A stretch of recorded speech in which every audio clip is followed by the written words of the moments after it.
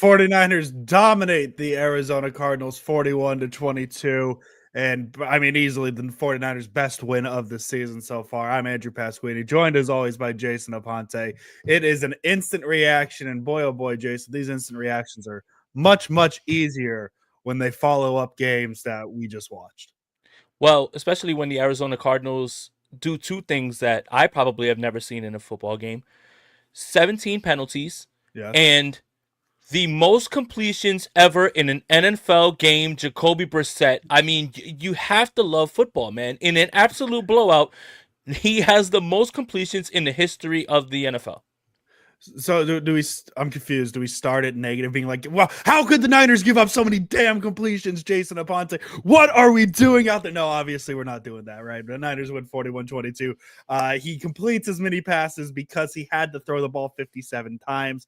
I don't think necessarily it's a winning combination to have Jacoby Brissett throw 57 times, but I guess that's what happens when you're a team like the San Francisco 49ers who can jump out to a huge lead. The 25 points was the most points in the first half by a Niners team since 2022, 2023. I forget exactly what year, but it was Brock Purdy's first start against the Buccaneers. So what is that, 2022 season?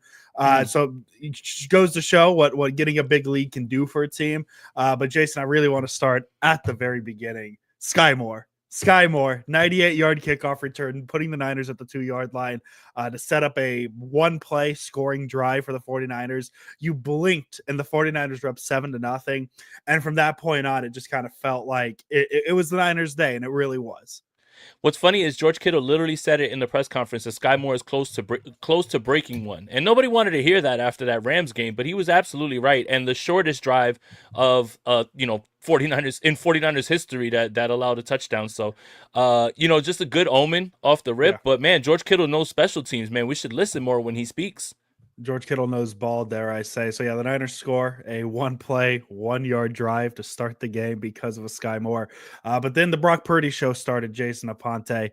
His first completion was a 25-yard gain to Mhm. Juwan Jennings. Juwan Jennings wide open on it, but you like to see it. Kind of felt like the Niners were missing some verticality to the offense with Mac Jones as opposed to Brock Purdy. Very first completion for Purdy was a 25-yard completion to Juwan Jennings. And then probably, I would say Purdy's best throw of the game, best play of the game as well. A 30-yard touchdown pass to George Kittle. Perfectly thrown in there. And really from there, Jason, it felt like the Niners were off to the races after that Kittle touchdown. I have to give you credit. On the podcast, you asked if this was a George Kittle week. It was. I said it was a Christian McCaffrey week. It was. So guess what? You and I were both right. I like it. I mean, the thing is look, the offense was put in great spots, and that's what happens when somebody plays mistake football like the Arizona Cardinals. The 49ers, I don't know if they realized that they were actually allowed to take the football away a few times. They did 3 times in this game. When you Yeah. combine the turnovers and the mistakes with an already depleted team, that's the result you're going to get. So, this isn't something where you're just like, hey, look out for the 49ers, break up the band. But it's good to see on offense to see all that. And this is the 4-game stretch that we said that they could walk out with 10 wins if they play their cards right. And they played the cards pretty right today. I see what you did there, Jason Aponte, because it's the I'm Arizona sorry. Cardinals. I I'm just like it. tired, dude. I'm tired, dude. It's been a Hey long man, ass day watching football. I would be tired too if I had to watch every snap of a JJ McCarthy game. But that's Dude, Jason Aponte. Minnesota Jason's off to a horrible start, man. This group Uh, chat hates me. I'm literally in there every minute like, my God, this guy sucks. How can you guys uh, cover this team? JJ McCarthy did not have a good morning, And to say the but he least. did have it's hilarious. And this is off topic, but real quick we'll get into it. For you guys that don't know, if you were following me on Twitter, I was sending out many Minnesota Vikings tweets. It's because I've taken a gig covering the Minnesota Vikings and the New Orleans Saints in addition to the San Francisco 49ers. I'm not going anywhere. I'm still writing for Niners Nation. This is all just me trying to test myself. But they played at 1 o'clock, and JJ McCarthy was largely awful all game. And then when he had a gotta have it drive, he goes right down the field and puts them in position, and they still lose because of Cairo Santos and his field goal, who did the gritty and did the skull after the game. Yo, these kickers are spicy. Did you see on the Eddie Pinheiro after he had the block kick? He's yelling at Calais Campbell. What did Calais Campbell say to him? All he was doing his job. What a weird special teams game, by the way, Oh Jason. yeah. I think it was. I mean, obviously the big return. There was block kicks. The Niners blocked a kick, but it wasn't strong enough of a block. It goes through the end zone. Mm-hmm. Eddie Pinheiro can't make PATs. He's missed 4 PATs this season. 2 of them have been blocked, but he misses one wide right today. But Eddie Pinheiro also just doesn't miss normal field goals, and he was hot. My condolences, Jason, really covering Minnesota and the Saints. That's tragic. Don't cry for me. I want to talk about other teams, and I'm getting paid, so don't cry for me, Argentina. I like it. Yeah. I'm not doing this shit for free. But you got me fucked up. very, very weird special teams game, and a very weird game overall too, Jason, because you've mentioned at the top, Arizona, the Niners won the penalty battle 17-1. The Niners get called for 1 penalty, which was the Renardo Green. What the hell is he doing out there? Unsportsmanlike, unnecessary roughness, whatever they called it.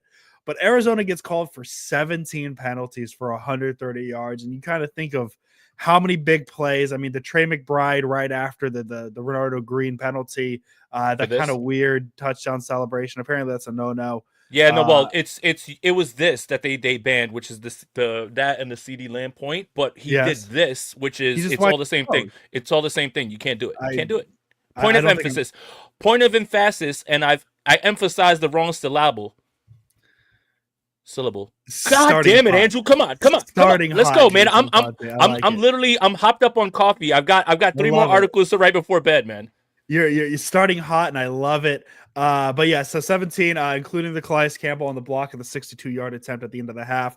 The kick gets moved up 15 yards, and the Niners get the 47-yard perfect math, Jason Aponte, to go up 25-10 at the end of the first half, and really from there it was all downhill for Arizona. And I mean, really the play that set up the field goal, though, was the 49ers' second interception of the season. Malik Mustafa picks off a Jacoby Brissett pass. There's 2 Cardinals kind of in the same area. So instead of a chance for a 2-for-1 where Arizona scores before the half and gets the ball back in the second half, Mustafa makes a big play. Niners get the field goal out of it. And I've said it before, Jason, but that was really there was multiple spots where you really felt like it was the Niners' day, but getting the second interception right into a field goal, that felt like another big good omen for the rest of the day. Yeah, Malik Mustafa has had a tough time just playing defense. Yeah. So an interception helps. Diamando Lenore, I've had my issues with you, particularly last week. And this week, Michael Wilson, I didn't know you were Larry Fitzgerald, pal. Joke's on all of you. I started him in fantasy because I had nobody else to start. So I'm not that smart. It's like the only guy that I had.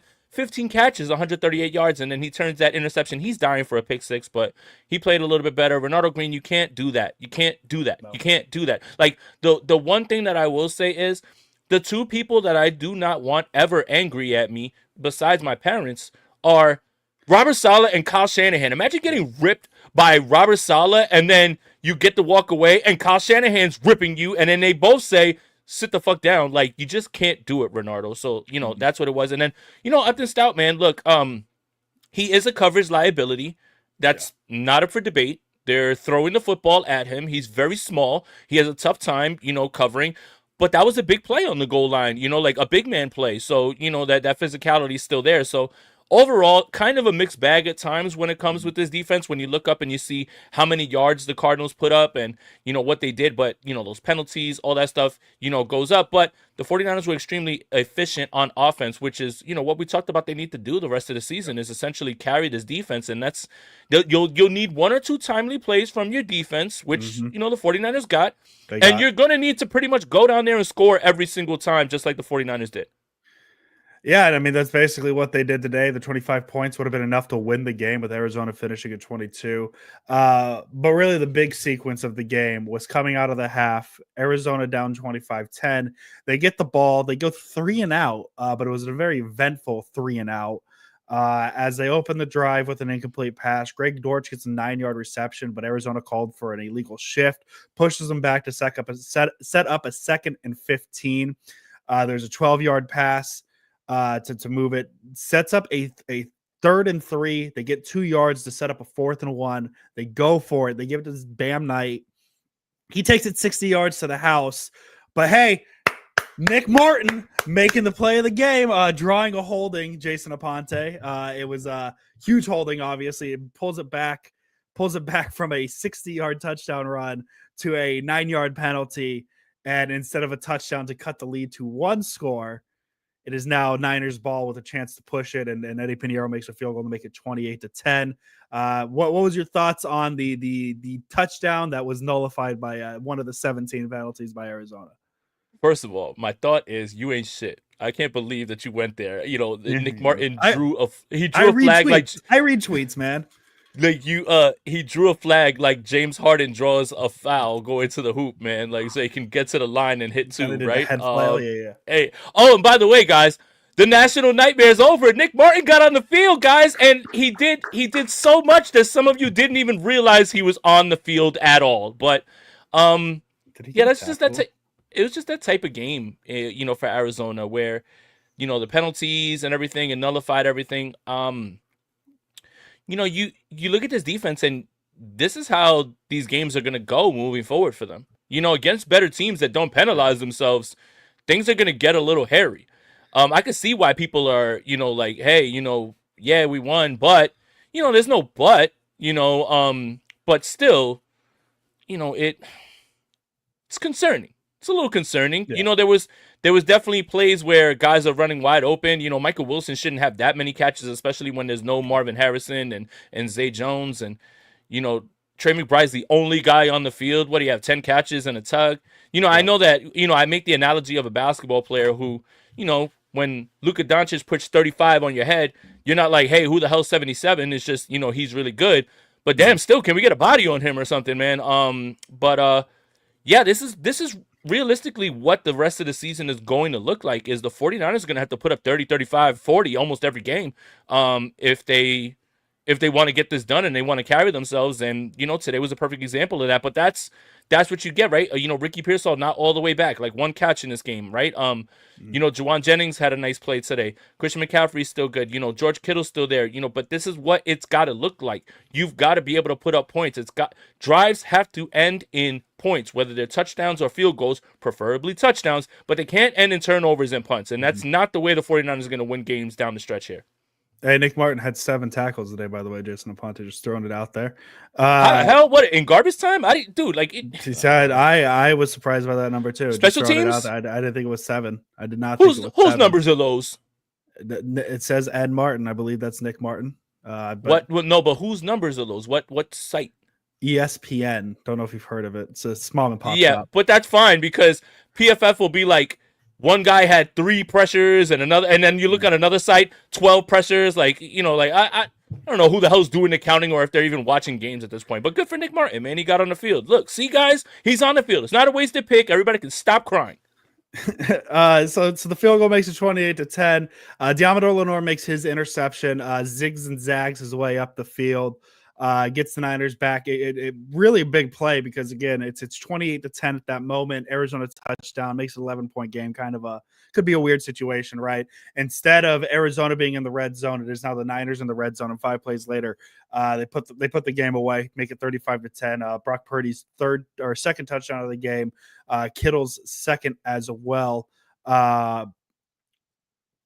Not much really to take away there. We already talked about the Diamador Lenore interception. That was obviously a huge play. But then maybe the play of the game. There was a lot of plays that were really big. But Arizona getting the ball back, chance to cut the end of the lead. It's 25 points at this point.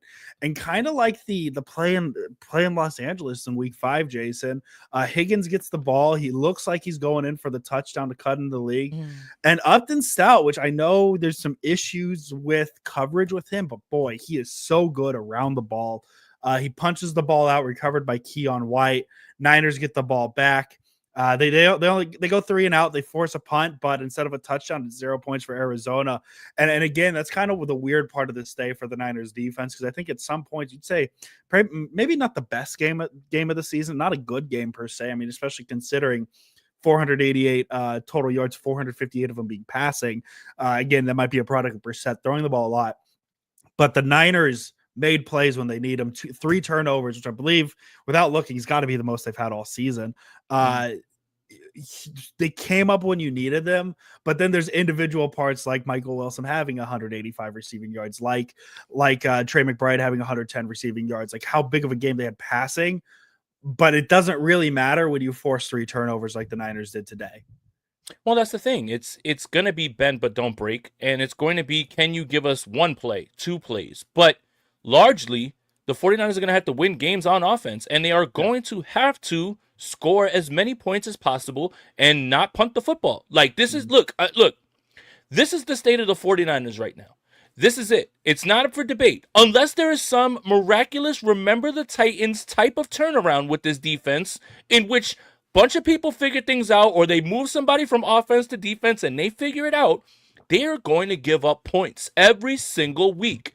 But they're going to have to score more points than they give up, and they're going to need their defense to give them one or two Mhm. plays, maybe a turnover, maybe a stop, hold them to a field goal here and there. But, when you get to the better teams, it's going to get tougher and tougher. Now, we can cross that road when we get there, because next is Carolina, then Cleveland, and then who's that? If I'm not mistaken, after Tennessee. that, Tennessee. Okay, you might be able to get away through this 4 game stretch without giving up too much, right? Mhm. But after that, you're looking at what, Chicago, who, I watched them today. Indy, Chicago, Seattle to close the season. Indianapolis is humming along. Jonathan Taylor is probably offensive player of the year. Chicago, I watched them today. If their receivers know how to catch the football, they probably put up way more points on Minnesota, and they were running the football at will. And also, Caleb Williams has turned into Lamar Jackson, where he can't even be taken down. Like, it was like 3 or 4 times in this game in Minnesota where they had him wrapped up in the backfield. He spins off and he's gone for a 7 yard gain. Like, I can't imagine the frustration the Vikings were having. So you got two, and then hopefully that game at Levi's against Seattle in those horrific jerseys don't mean anything, even though today, Sam Darnold kind of turned back into the great pumpkin. Yep. Yeah, Arizona, or no, sorry, not Arizona, Los Angeles beating the Seahawks 21-19. So the Rams now have a grip on first place in the NFC West. Seattle drops a game, so now the A Niners a Western little bit grip? closer. What? A Western grip? Do you know what a Western grip is? Did I say, no, I don't. Do I? Damn it. Am I supposed to? Just don't look it up now, please. It's Okay. not safe for work. It was supposed to Oh. be, when you look it up later Yeah. and you laugh, it'll be fine. Oh, okay, cool. I'll look it up later. I'm not safe for work as if I'm working. Very serious. I mean, We are working. Right now. We are working right now, but as if working. my MacBook is connected to some infrastructure that'll get me in trouble with Well, HR of the Sprint Right Option podcast. Jason, it's connected to YouTube, and we also technically, because I found out this week, we have a contract in which, I was offered a position to write for the Niners for somewhere else. We are under a non-compete agreement. We cannot write for anyone else about the San Francisco 49ers. These are things I didn't know. So maybe we should start to look at our contracts and look at what those things mean. Hone in a little tighter. I like it. I like it. Yeah. No NSFW searches. HR Sprint Right Option podcast. About who is HR Sprint Right? Is it me or you? I forget. HR Sprint Right Option. Jesse Rodriguez. Yeah. I like it, Jesse. A lot of pressure on you, Jesse. What's the Niners record when they score more points than their opponents? Just double check with HR. Statistician, HR, a few things. Jason, let's kind of break down. We kind of went through everything that happened in the game. The Arizona scores 2 touchdowns at the end of the fourth quarter. Christian McCaffrey scores another touchdown. Seattle's defense, thank you, Iceman. Seattle's defense legit probably the best. It's good defense. Somebody tried to tell you before they even played a football game in week 1, but you know what? I'm gassing it, and I'm just come on. They're very good. It's okay. I hate them too.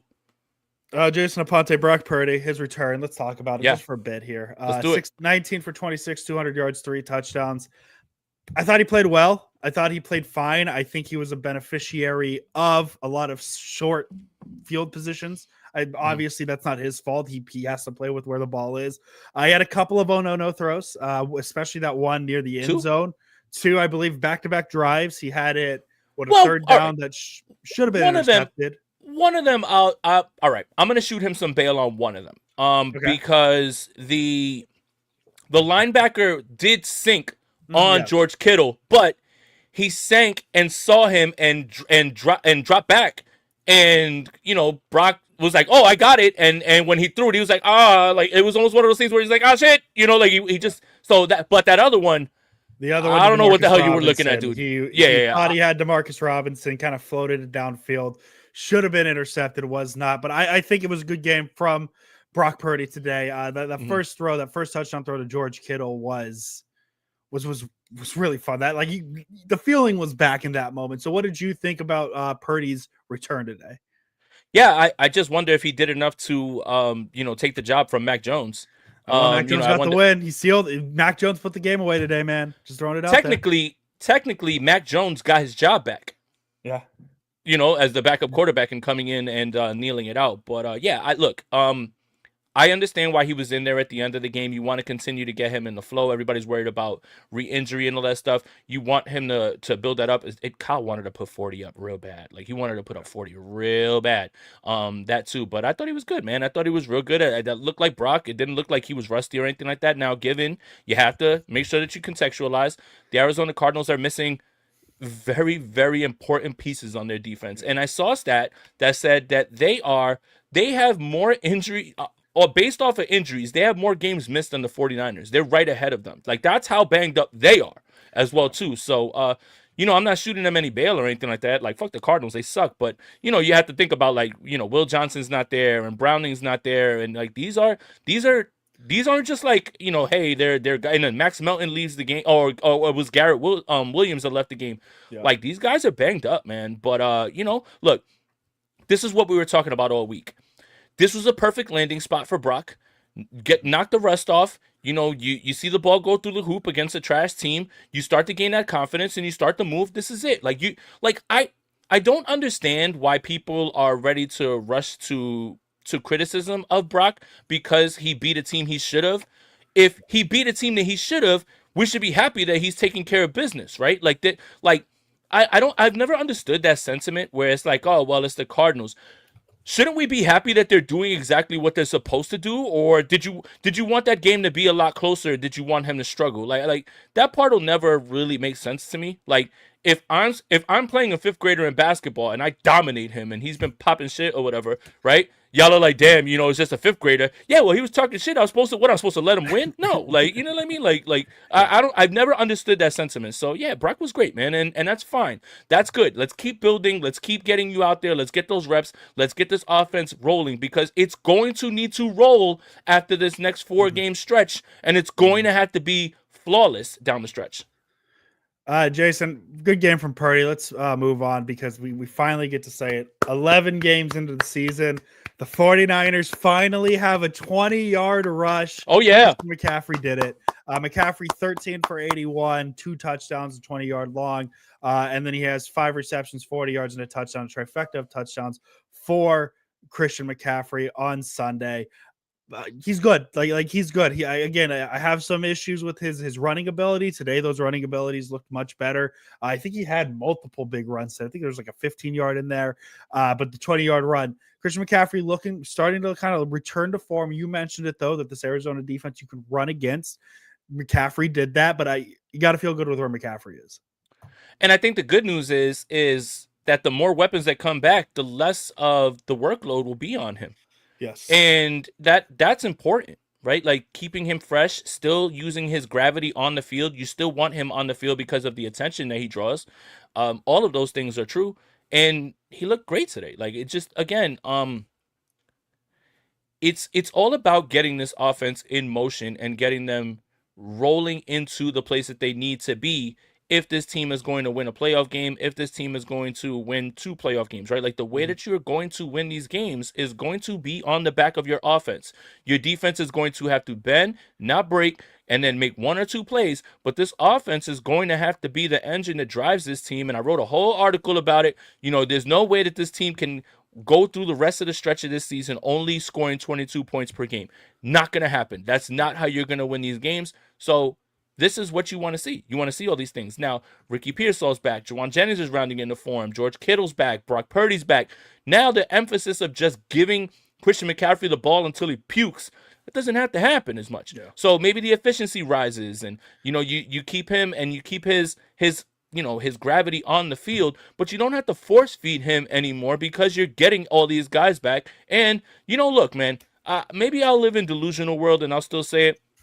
What if they get Brandon Ayuk back one day? Yeah. Then this offense really becomes scary, and you start to think about what they could do and the stress that they can put on defenses. But it's good to see Christian McCaffrey not touch the ball as much, but still be just as involved, if that makes sense. Yeah, and obviously 41 points is where you want to be, right, Jason? Like it is going to have to be an offensive game the rest of the way, and this is the Oh, performance you wanted to see, especially against the lacking Arizona defense. So overall, everything you want to see, and I mean, even one scarier, Jason. Ricky Pearsall had one reception for 0 yards today. So, like, yeah, that's in theory, this offense can be better. So that excites me. Uh, we kind of talked about it. Just what was your thoughts on the defense though? Because again, the defense it felt like it was good in some spots, bad in some spots.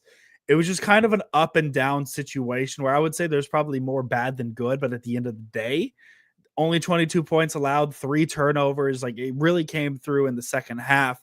What really stood out to you about the Niners defense today? D Winters. I think he was great today. He was flying around and he was hitting people. He looked great. Um, when you see the inactives come out and you see Cleveland Farrell and Kevin Givens, you're like, what? Um, every defensive lineman not named Sebastian Valdez needs to be up on Mhm. game day. What are we doing? Yep. CJ West actually had some plays where I was impressed as well too, so that helps as well. Again, the Cardinals are missing 2 and 3 linemen. That's another thing that you need to contextualize. But I Mhm. thought D Winters was really good today. You did get to see a little bit of Nick Martin. The secondary is going to be a work in progress all around. Um, Yeah. People are targeting Upton Stout. They're targeting. They're not scared of Lenore. They're not scared of Renardo Green. And they're not scared of the safety. So, yeah, I mean, D Winters was really good today, and I'm eager to watch that back on tape because he had some games where he had a bunch of missed tackles and he looked out of sorts and he looked, out of place. But I think that he really looked good today. Jason, the Denver Broncos just beat the Kansas City Chiefs. The Chiefs dropped to 5-5 on the season, 22-19. Just throwing it out there, updating the games as they finish, which I believe that was the last game to finish. Interesting PM slate of Did games the today. did the Browns beat the Ravens? They did not. The Ravens won by 7. So guys, 23-16 Baltimore. hi guys. For all the people that are like, why are you worried about Cleveland? Cleveland just gave the Baltimore Ravens every single thing they can handle Mhm. in Cleveland. That's 2 games away. But stop acting like I'm tripping because I'm telling you I'm worried about that game. The defense is good, man. The defense is no. The defense is not good. The defense is great. Myles Garrett had 4 more sacks today. Pretty And you're good. just like, it's the Browns. Who cares? Yeah, their offense sucks, but their defense with Jim Schwartz is enough to give you problems. Look what they just did to Baltimore. So, and you're Yep. telling me that the 49ers are gonna walk in there and roll them? Stop it. Yeah. Jason, I feel like we've touched on a lot. Is there anything I haven't touched on yet that you feel needs to be Yeah, touched on? We've talked on the penalties, defense. What do you got? yeah. Eddie Pinheiro can't kick now. Oh yeah, hamstring. We'll see what comes out of that. 3 for 3 on field goals, long of 48. He misses a couple PATs, 2 for 4 on PATs. They're too close for Uh, him. but yeah, I like that. I like that. That's a good theory. But he does leave the game with a hamstring injury. He didn't do kickoffs. The Niners had to go for 2 on their last touchdown. So we'll see what comes out of that. I mean, hey, Rodrigo Blankenship, Instagram man, he be kicking a lot. So just throwing that one out there. Don't know the kicker market off the day. Jake Moody's still on them on Chicago's practice squad. Just throwing that one out there. The fuck out of here. Look, I just as soon as we get it all figured out, all of a sudden this happens, and Yeah. it happens because of the block kick and everything as well too. This just sucks, man. Yeah, they'll just have to get somebody off the street. Who was the guy that they had in there before the kicker competition with Jake Moody? The Oh. chat, That's let a me know. Chat, let me know because he's next. He's the one that they'll call right off the street to come up and kick. The guy who used to kick for the Jets. That was in there. That he Greg probably Joseph. Greg Joseph. Yep, Greg Joseph. Welcome to Santa Clara. I hope you like cell phone towers because you are the next kicker for the San Francisco 49ers. Greg Joseph, noted cell phone tower fan, actually, Jason Aponte. So that's exciting. All Get ready to right, learn Jason. EMF waves, pal. The Is that what it EMF is? waves. I don't, dude. We're I so don't off know, the man. we're so off the deep end with injuries that we're just like it's the waves, man. It's the waves. Hey man, whatever works, man. Let's get the 3 stars, Jason. Let's get out of here because I know you got multiple teams to cover. Hey, I'm having a Next blast, week. honestly, I'm man. having a blast. I really don't want to go back through the notes of that Minnesota game. I'll tell you that. And thank God the Saints were on bye this week. I picked a hell of a week to start covering both teams. So, Yeah, man. the Saints are giving me a jump on draft stuff because I've just been looking straight into the draft for them because what content am I supposed to put out for them? Why Tyler Shuck is a 32-year-old rookie that needs to be dumped next year, like or is Alvin Kamara washed? Like, what am I supposed to write about the Saints? With the Vikings, man, that game was just. Whoo, man, you think the 49ers got it bad. That game would have drove a 49ers fan crazy. Insane. At least you get to figure out what the hell Brian Flores is running out there in Minnesota. Oh my god. Real quick. Okay. So that's the stuff that I was watching on tape that he put up on Baltimore. Oh my god. Yo, Brian Flores is a sicko. So what he's doing is he shows the 6-man pressures, right? And he'll put one and he'll drop another, but he'll drop the guy and he doesn't just drop back into the middle of the field. He buzzes like to the underneath throw, and it's like the weirdest thing. Like he'll go up and then down, and I'm just like, dude, how is a quarterback supposed to read that? It is so out of pocket, man. It is so fat. That's why when I was given the choice, where because I couldn't do the Niners for the site, he was like, "Do you want to do the Vikings?" I was like, "Oh God, yes." I was like, "Justin Jefferson is my favorite receiver in the world, and I get to watch Brian Flores tape and break it down." Man, is it a joy and a passion to watch that. But he is not happy today because they on multiple third downs just got run right over. Like 3rd and 5, 3rd and 6, it was either Monangai or it was DeAndre Swift just running through them. And they had multiple times where they had Caleb Williams dead to rights and he spins out of that shit. The 49ers better watch that tape because Caleb Williams is, I don't know when he turned into Lamar Jackson, but he's spinning out of sacks and he's gaining. Like that game is now annoying now in my mind just from what I watched today. Yeah, man. The Unbeaten with Keith and Bernie. Thank you for the donation. Sam Darnold's back 4 picks. Yeah, that's a pretty big in a 2-point game, I would say. Jason Ponce. And Kong Lee says, Jay, glad you cover other teams, do your thing, but why the Vikings? I live in Minnesota, hate them in spite of all the fans here. Glad they lost today. Go Niners. Because they were the only ones available. And again, like I said, I love watching Justin Jefferson, and I really want to get to the root of what the hell's going on with JJ McCarthy, and I think I found it out is that he fucking sucks. But realistically, I want to find out why my favorite receiver is down to 57 yards per game when he literally has the most yards per game in the history of the NFL. Yep. And then I wanted to watch Brian Flores. They're at least interesting. And you know what's the best part? I think covering a different team that you don't care about is, oh my God, clear mind. Yep. Clear eyes, everything. I can say that's what I'm saying. Minnesota Jason is off to a rough start because I was in that group chat with all the other writers and I was like, Jesus Christ, this team stinks, and so does JJ McCarthy. And you should feel bad for rooting for them because they let Sam Darnold and Daniel Jones walk out that door. Shedeur Sanders finished his NFL debut 4-16 passing for 47 yards with an INT and a fumble. I just saw that. Not great, Bob. Not great. One other thing that we found out today, and I'm going to make sure I put it in the article, Minnesota had Daniel Jones for a contract, ready to bring him back for insurance for J.J. McCarthy, and the Colts gave him just a little bit more money, and he bolted. That's how confident they were of J.J. McCarthy going into this, and, again, who cares? This is not a Vikings podcast, but these are all the little things that I'm starting to find out. I don't think Kevin O'Connell ever really wants J.J. McCarthy. Let's do 3 stars, Jason. Get out of here. I'll go my 3rd star. I'm gonna go Sky Moore, man. Anytime you can get me going, hey, wow, the game started already and you're up 7-0. It was an exciting play. My girlfriend was very angry at how loud I got, but that's just how jarring and surprising. Longest kick return in the Shanahan era. Because Richie James had a 97-yard kickoff return for a touchdown against Seattle, but Sky Moore went 98. So I'm gonna give it to Sky Moore just for the kickoff return. What's funny is we should listen to George Kittle when he speaks about special teams more, and they need to ask him more questions about special teams because maybe he should be the special teams coordinator because he totally called this right after the loss to the Rams that Sky Moore was close to breaking one. Boom, first kickoff, he literally does. And I was getting my stream up and trying to get it like up to watch, and I finally get it up, and I'm like, why are the Niners on the 1? And they literally run it back. That's how quick it happened. I'm like, holy shit, because so what happened was that Minnesota game ended like, I want to say a minute before it was time for me to like, quick, jump right. Yeah. So I had to like jump right over. But yeah, Sky Moore, shout out to you. My third star is D Winters though. I thought he had a great game. I thought that there was many weeks where one, he was with poor technique tackling. He had a lot of missed tackles, and he was getting picked on a little bit in zone, and it felt like his play had kind of dipped from earlier in the season when he started so hot. A lot of that has to do with the fact that you don't have the best linebacker in football, next to you anymore. Although I think Yeah. Tatum Batoon has done a great job. Let's just hope Mhm. he's not injured as well too. Yeah. But I thought D Winters actually bounced back. This was probably one of his better games of the season, including the ones that he had with Fred Warner. So I'm going to give it to D Winters. If we're going to give shout outs on defense, there's not really too many. And, obviously you have the 3 turnovers, you have 2 interceptions. But I want to give it to D Winters. I thought he had a really good game in this game.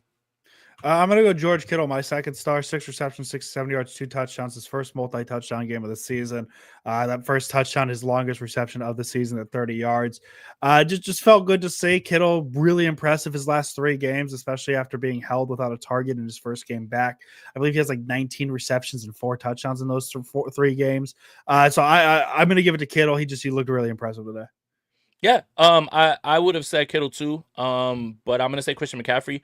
Okay. Again, in a game where the Cardinals have been getting their ass kicked over and over, and this game started to feel like a repeat of what happened with Seattle, where they just let the game snowball. They end up getting that 1 touchdown with Bam Knight, kind of keeps it close. There's a little bit of time where hey, this game is starting to get a little weird and everything as well too. But Christian McCaffrey very good in this game as well too. Didn't really put too much wear and tear on his body, which is a good thing. Anytime you can score 40 points and have Christian McCaffrey score 3 touchdowns and say, hey, they didn't force feed him 35 times is a win, is a win, is a win, is a win. So Christian McCaffrey, man, shout out to that. And Money Mark, thank you for the donation, man. Salute to you guys. Great show as usual. Play Nick Martin. Um, yeah, you know what? All right, so this is look.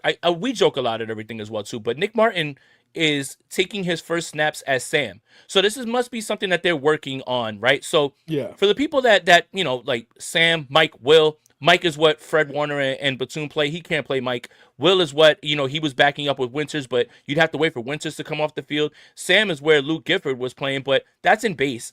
And I didn't want people to get too freaked out about last week because when I was watching the film back, the Rams are kicking everyone's ass out of 13 personnel, which is what they do is when they put 13 personnel and all those tight ends on the field, they dictate the personnel to you. It's not like the 49ers were like, yo, our secret weapon is getting Luke Gifford on the field so we can slow down the Rams. It's holy shit, they're in heavy personnel. We've got to get in Mhm. base. So they dictated the personnel to the 49ers and put Luke Gifford on the field. That wasn't some sort of like Robert Saleh, like, trick up my sleeve, like I got Luke Gifford. So the thing is when he's out there and you see him getting torched out of 13 personnel, it's not because they were just like, hey, this is our trick. It's just they dictated the tempo and the personnel, and he was out there. But if you're the backup at will, I don't know how to explain this.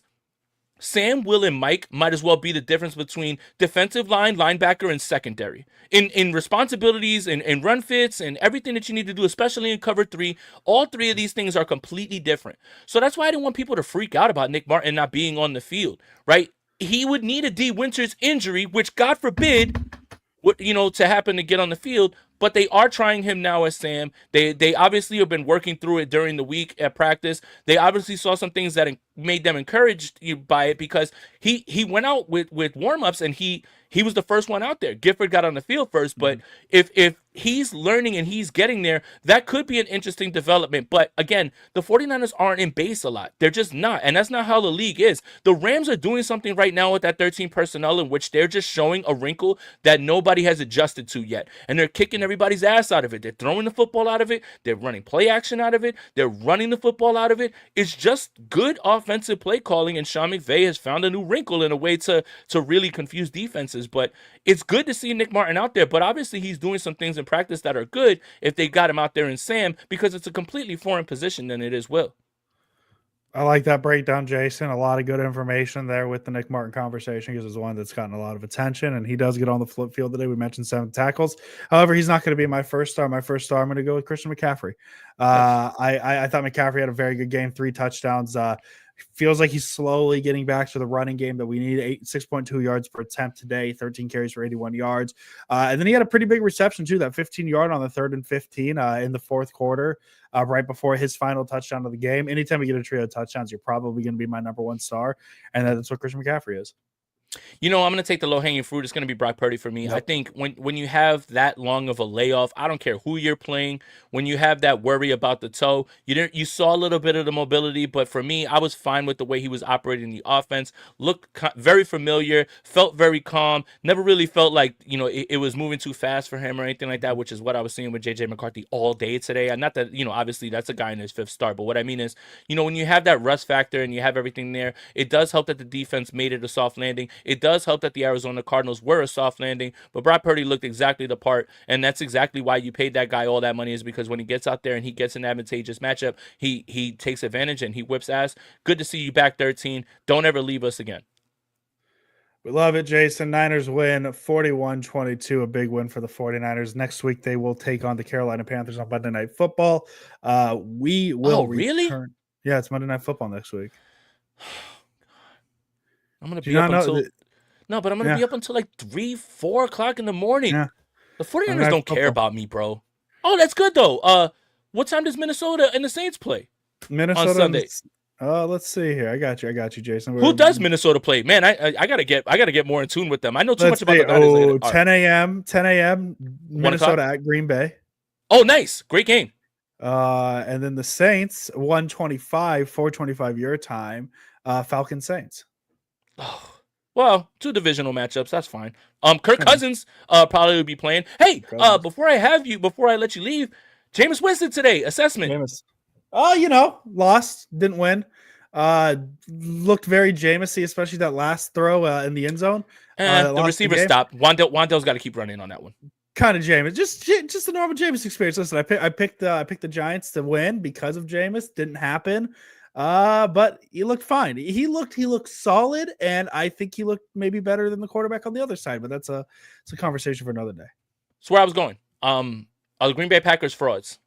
Yeah, probably. Again, imagine picking them to win the Super Bowl. Couldn't be me. It was me. It was me, Jason. It was Hyatt. Fine. Yeah, but like Jordan Love left that game. Malik Willis went in there, and shout out to Malik Willis. I'll always root for him, man. He's such a nice young man. He went right down the field. Josh Jacobs is hurt. He's going to be missing a few games. Green Bay's in trouble. Green Bay's in trouble. Like they were this close to burying Matt LaFleur under the stadium with Jimmy Hoffa, because there's no way, I don't care who is not in that game, there's no way you walk away from that game not winning, and you barely got out of there with the win, man. That is, I don't know about Green Bay, man. I don't know. You know what? I might get real crazy and even say that Minnesota is going to beat them somehow. Man, I mean, I don't know how that's going to happen. Another good thing about watching Minnesota is I get to watch Jordan Mason play. So you want some intel about that? Yes. Right? Jordan Mason is somebody who everybody was upset that they traded. They like Aaron Jones. Yep. They like Aaron Jones. Yep. So you traded a guy that wasn't going to play over Christian McCaffrey to a team that he's not going to play over Aaron Jones. Yeah. Do you see why that deal makes so much sense and why it's found money? Like, you were able to turn it into another draft pick. And you know what's funny is Jordan Mason ran hard today, but they clearly favor Aaron Jones over him. Yeah. So again, guys, like when this trade happened, I told you didn't trade away Barry Sanders. I want everybody to relax. You traded away a guy that is 1,000% replaceable. And if you don't believe me, Brian Robinson's been fine. He's been fine. Which, by the way, what was it, 12 carries to 7 carries for Brian Robinson. Again, we're getting real close to that 50-50 split.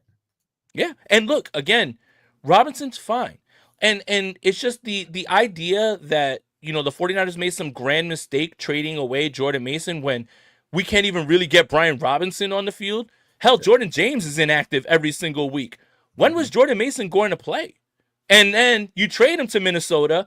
He gets his audition as the guy. Aaron Jones comes back and immediately falls right back into that backup role. But I will say this, Jordan Mason ran hard today, but they clearly favor Aaron Jones. So I want you guys to stop worrying about Jordan Mason. I've got my eye on him, and I watched him all day today, and I watched the last 2 games. He's fine, but that's my point, is that he's fine and 100% replaceable.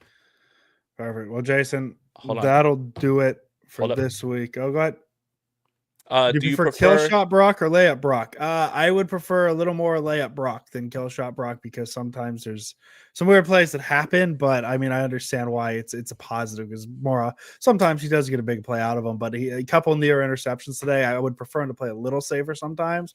But I think that's kind of the thrill of who Brock Purdy is. I thought it was really cool that they went for it on fourth down because they didn't have a kicker. So maybe if Yeah. we take the kicker away, Kyle Shanahan will be more aggressive. So we can start to end games that way. It did feel like Ben Johnson was going to do that at the end of the game against Minnesota. It was like 4th and 2. They had a chance to kick a field goal, or they could have just gone for the first down, which would have wound the clock out. But like I like the idea of doing that again. And in this game, it didn't call for any kill shots right here, right? Like everything was a layup because of the short fields and how open guys were because of how banged up Arizona is. So I think what I prefer is that Killshot Brock will have to have his games because there are going to be games where that other team is going to score points and they're not going to turn the football over. But that wasn't needed today, so I thought he was fine, and he took the free money today, which is what I appreciated. Didn't look like he forced too many throws. He forced 2, in my opinion. One, again, I could shoot him some bail because I feel like the safety made a great play, and he also kind of baited Brock into that. It's hard to say, hey, you can't have that. The other one was just, I don't know what you were looking at. Just because Demarcus Robinson has his hand up, that doesn't mean you throw him the football. Just throw it away. Yeah. That'll be it for Instant Reaction, Jason. We will be back tomorrow at 5 p.m. Let's do a 5 p.m. show just because I got 7 o'clock softball, so it's 5 p.m. Well, time. let's do lunchtime tomorrow because I might gotta go. I might be with the little man or whatever. So maybe little man makes an appearance. So yeah. Let's do lunchtime then. Lunchtime sounds good to me. Yeah. We will. I've got a lot of work to do with Minnesota and everything as well too. God, man, I'm not gonna go to sleep at all tonight. I believe in you, Jason. Let's get that work done. We'll be back tomorrow lunchtime. So be here, Jason Aponte, as always. Let's go Niners, big win. Let's get 3 more and let's get to 10. Let's go Niners 7-4. Let's get to 10. I like it. Burn.